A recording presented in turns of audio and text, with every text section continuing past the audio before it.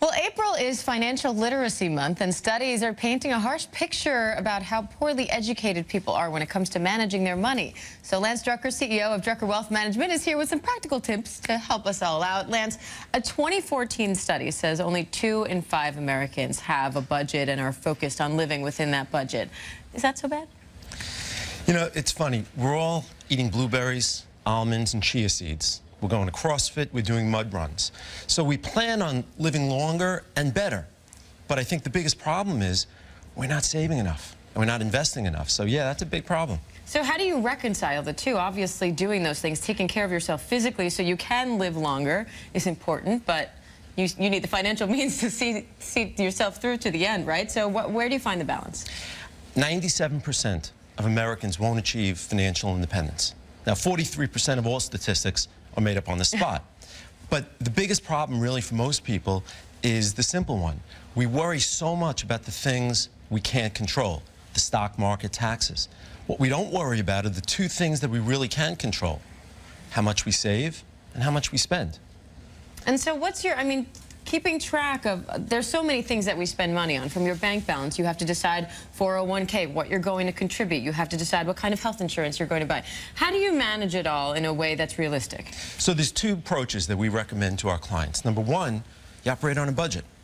And when we're doing the budget, we need to figure out necessary, meaning what do I need to get up in the morning, target, and aspirational. Personally, that just never worked for me. I think we're all doing it kind of ass backwards. What we really need to do is we need to figure out, most people, when they get a paycheck, they pay their bills, they go out for dinner, whatever's left is what they save. We need to turn that around. We need to start saving 15 to 25% pre-tax. And then we live on the rest, even if it means eating a can of tuna fish at the end of the month. So how is that different, though, from just keeping a steady budget, like you were saying? I don't know if people have the discipline.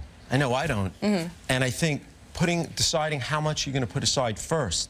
The earlier you start, you know, we talked a little earlier about starting young. The earlier you start, because of the eighth wonder of the world, compounded interest, makes all the difference. So what are some easy places where people can look to save? So I get on the elevator in my building, and I see people carrying a vat of Starbucks. And that's got to cost $4 to $6 a pop. And I'm thinking, I go to Trader Joe's for my coffee, and you grind it in the morning, and right there, most people have 1 to 3 cups a day. You know, figure out how much that's going to cost. I know lottery tickets was one you mentioned. Lots of people just think, oh, it's just $1 here, it's $5 there. I mean, is that something you should focus on? I think it's the day-to-day spending. And again, if you have in your mind what you're planning on putting aside, the rest of it will fall into place. So sure, lottery tickets are a regressive tax. I see everybody using their debit cards instead of cash. Most people don't even know their PIN number for their ATM because they get so used to that. And the problem with the debit card is at the end of the day, the end of the week, the end of the month, you have no idea. It's a little magic card. It doesn't actually come out of anywhere, right? Well, and so how important is it? You talked about instilling this at a young age. How do you go about instilling in your kids to have that financial responsibility?